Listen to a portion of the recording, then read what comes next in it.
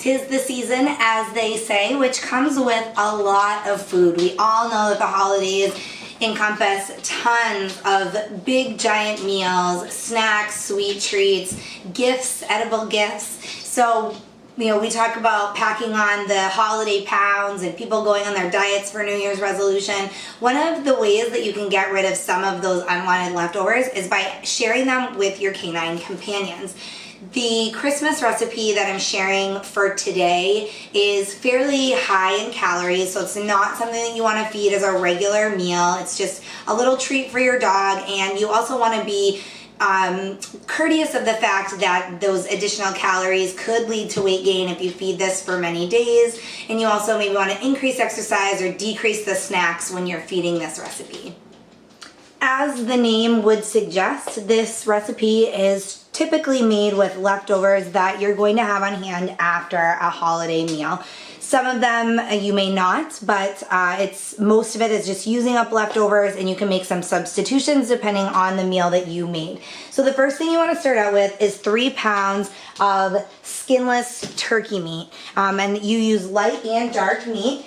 I picked this off the turkey that we had for our last holiday meal, and it's really easy to substitute a different protein source if you do chicken, duck, goose, something like that. The only thing you really don't want to use is ham. Ham is a salty meat. It's high in sodium and not the best option, but if you would rather use beef, you can certainly do that as well. Ground beef works, or steak cubes. I'm also going to add, I have 1 cup of cooked oats. So you're going to start with about 1/4 cup of uncooked oats. Cook them according to the directions on the packaging, and it should turn into about 1 cup of cooked oats. I use steel cut oats, but you can use any kind of oats. If you have rolled oats or things on hand from baking, that works as well. I have 2 tablespoons of cranberry sauce, 1 cup of, I'm using peas. You can use any dog-friendly vegetable, green beans, broccoli, whatever you happen to have on hand. And you can also use 4 tablespoons of gravy. That's optional. I chose not to do that. Obviously, the gravy adds some unnecessary calories, but dogs do enjoy it, and it's a tasty addition if you'd like to do that. The final ingredient is about 1 pound of sweet potato. Now you can see I use a whole sweet potato. I just throw it in the microwave for about 5 minutes to soften it up, and then I cut it into chunks appropriately sized for my dog. I leave the skin right on there. There's some great nutrients in the sweet potato skin.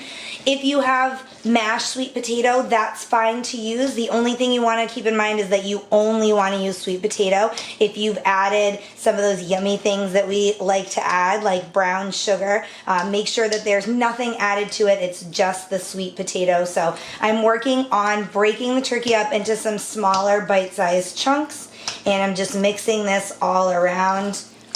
And once it is cooled, you can serve it to your pet. I recommend about 1/2 cup for every 20 pounds of body weight per serving, and that recommendation is for 2 servings per day. For more information on this recipe, click the link below. It'll take you to our website, and the nutritional information and the full written guide on preparation is there. If you have any questions, feel free to email me. Thanks for watching this video recipe guide.